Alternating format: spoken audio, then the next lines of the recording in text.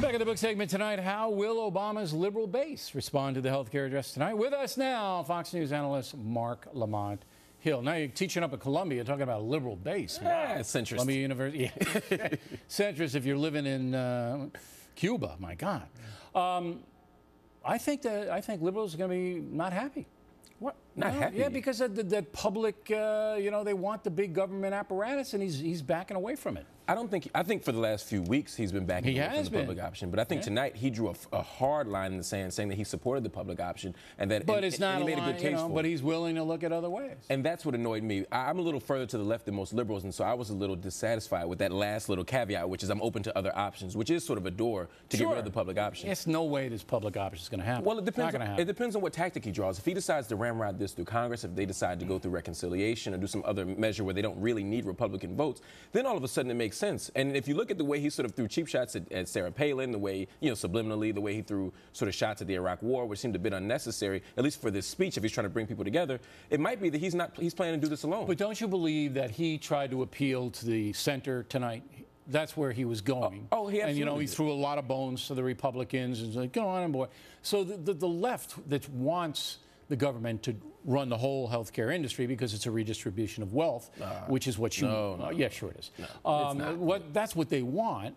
They can't be happy with this because that's not going to happen. Well, it depends. Again, it depends on how far left you are. The thing that most of us on the left have been advocating for the last few weeks is for him to get tough, for him to draw lines in the sand, for him to speak back to the misinformation and to say that if you're not with us and you're not willing to be productive, then move out of the way. Well, he did all that of a little bit, but he did it so firmly. So long. Why is it so long? It's just past your bedtime. That's all. It is. That's all it is. I'm getting cranky. You're getting cranky. That's all this is about. But a guy comes out. I could have given that speech in 15 minutes. I don't think you can do anything in 15 minutes. Come on. My talking points are 3 minutes every night. But then you get a whole hour after that. Yeah, right. But I got to talk to pinheads like you. You spend the next 59 minutes reiterating. You're the guys that waste the time. Oh, no. I'm writing the point. I'm here to set you straight every week. You can't think that 45, 50 minutes of that is effective when he could have done it in 20. No, that's a tangential point. The question to me is, did he appease the left? I say yes. If he dissatisfied anybody, it's people on the right. Well, they weren't going to like him anyway. No, but he could have done some things to address their concerns. The biggest one is, how do we pay for it? Give Rush Limbaugh free health care?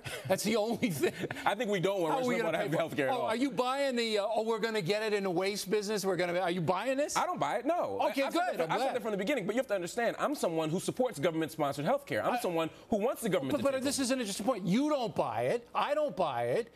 Nobody buys it, but he's saying it. Well, and that's a problem. $900 billion seems like a low estimate to me. To say, to say the inefficiencies. No, we're in agreement on this point. Right. Yeah. But that just shoots him right up in the air because while it sounded good, the people are going, he's not going to be able to pay for that through getting waste out of the system. Yeah, I'm not going to pay a dime more to the deficit. And everybody's going, that's crazy. Well, doesn't it hurt his credibility? With whom? That's the question. With Americans. No, I'm being serious here. I mean, if you look at people on the left, I don't think that's their fundamental concern. The fundamental concern of people on the left has been this public option. It has not been the deficit. Does it hurt his credibility that he says something that you and I agree is impossible? Well, I think many people believe it is possible. I just disagree with them. It isn't. The average American person is not consulting the CBO right now. No, they're watching me, and I'm telling them it isn't possible. This might be shocking to you, but a lot of Americans don't agree with you or me. Oh, come on. When we agree on something, they pay attention. That's scary. That's one of the signs of the apocalypse. Are you going to hire your pal Van Jones? Are you going to hire him? Van Jones got thrown under the bus. Oh, he man, absolutely I know. got. No. I know. The sarcasm was dripping from your lips. No, I don't like to see anybody lose their job. But this guy was a nut. He wasn't a nut. Oh, white people are bringing industrial waste into the ghettos? Environmental racism is a documented fact. And it's so fascinating to me. Environmental racism? Yeah, believe it or not, there's environmental racism. What does that mean? There's too many McDonald's in the inner cities? That's a whole other issue. That's about food deserts, which is another ecological issue that we need to talk about. But there's an issue here that somehow people on the right are shocked when there's an ideological extremist in the White House or in Washington, yet Congress is filled with people who are birthers. It's like you're saying the only right-wingers can have nut jobs on the payroll. Look, it's the most bizarre thing I've ever heard. Nuts are nuts, but you got Wright, you got Ayers, and now you got Johnson. Ayers didn't work for Obama. Ayers wasn't in the close friend of Obama. He's hanging with him. Ayers didn't hang. They were on a board together. You're drawing up last year's stuff. You guys, that's last year's playbook. I saw him at the drive-in movie It's getting late. You're drawing from last year's playbook, man. You need some new material, man. All right, I think you should hire Van. Now, you should. I think you guys could We called him. He hung up on us. Well, we called him. We gave him an opportunity. He's a best-selling author. He doesn't need your money. So am I. All right, Dr. Hill, Larry. Pinheads and Patriots on deck tonight.